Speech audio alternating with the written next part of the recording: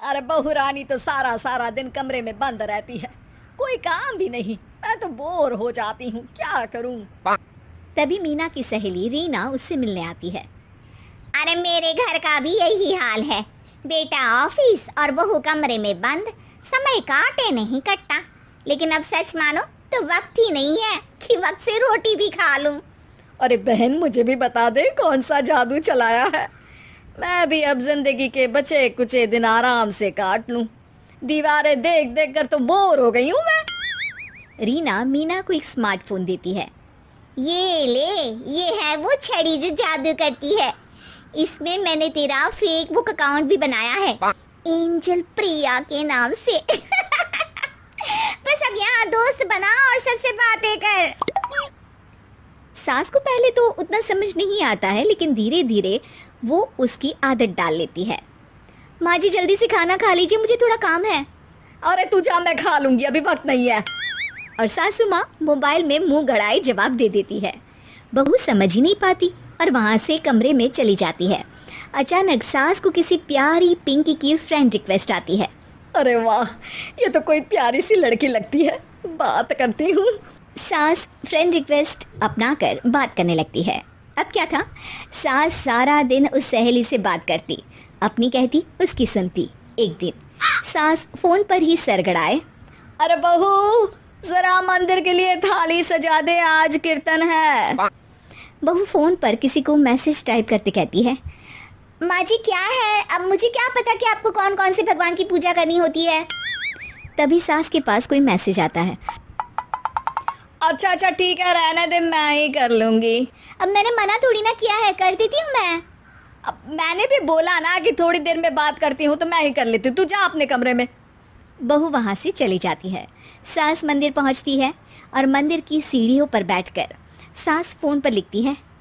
अरे मेरी बहू सारा दिन अपने कमरे में बैठी रहती है। वहाँ से रिप्लाई आता है, मैं आपकी बहू को तो जानती नहीं हूँ, लेकिन हाँ एक बात है, हो सकता है आपने उसे ताने दिए होंगे या फिर उसका दिल दुखाया होगा।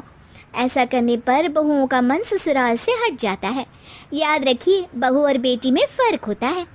सास घर जाती है और बहू से बड़े ही प्यार से बात करती है, उसके लिए खाना बनाती है, उसे गिफ्ट में साड़ी भी देती है। जिसके बाद अगले दिन, माँ जी चलिए, आज मैं भी आपके साथ मंदिर चलती हूँ, आते वक्त भोले भैया के गोलगप्पे खा कर आएंगे। अरे हाँ बहू, ये तो अच्छा है, चलो। सास मन में सोचती है कि उसकी फेसबुक वाली दोस्त कितनी अच्छी है। उसके समझाने से उसे उसकी बहू वापस मिल गई। वो बहू को अपनी दोस्त के बारे में बताने का सोचती है, लेकिन फिर चुप हो जाती है। बहू फ़ोन पर टाइप करती है, मेरी सास मुझे नौकरानी समझती है, एक गिलास पानी तक खुद नहीं लेती। मन तो करता है कि बोल दूं, मैं बहू हूँ, कोई नौकरानी नहीं। वहाँ से रिप्लाई आता है, देखो तुम्हारी सास को तो मैं भी नहीं जानती, लेकिन वो बुजुर्ग होंगी, पूरा जीवन उन्होंने घर गृहस्थी चूल्हा चौका में निकाल दिया। और फिर तुम ये भी मत भूलो कि जिस पति पर तुमको इतना गर्व है, उसे भी शिक्षा उन्होंने ही दी है। तो जिसने तुम्हें इतना दिया, क्या तुम उनकी थोड़ी सी सेवा नहीं कर सकती। बहू भी अगले दिन से सास का सारा काम करती, उनके पैर दबाती, उनका ख्याल रखती, उनके साथ घूमने जाती। एक दिन सास, बहू ये लो मेरा हीरे का हार।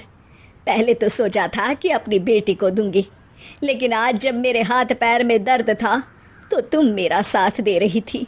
समय पर खाना पानी देकर तुमने ही मेरा बुढ़ापे में साथ दिया। उसके हिस्से का बहुत कुछ मैं उसे दे चुकी हूँ, लेकिन ये अब तेरा। बहू तो ये देखकर खुशी से उछली जाती है। वो सास को गले लगाकर कहती है, माँ जी आप सच में बहुत अच्छी है। भला हो उस एंजल प्रिया का जिसने मुझे आपसे वापस मिलवा दिया, वरना मैं तो हमेशा आपको गलत ही समझती। मैं तो सोचती थी काश वो एंजल प्रिया मेरी सास होती। क्या नाम लिया बहू? एंजल प्रिया तेरी फेसबुक फ्रेंड है? हाँ माँ जी, वो बहुत अच्छी है। उन्होंने ही मुझे बताया कि सास की कीमत क्या होती है। अरे बहू, कहीं तू प्यारी पिंकी तो नहीं? जी माँ जी, मैं ही हूँ प्यारी पिंकी। क्यों? सास बहू को गले लगाकर कहती है, मैं भी यही सोचती थी कि काश प्यारी पिंकी मेरी बहू होती। शुक्रिया बहू। सासू माँ, शुक्रिया तो हम दोनों को फेक बुक और सोशल मीडिया का करना चाहिए, जिसने हम दोनों को एक दूसरे से दिल से मिला दिया।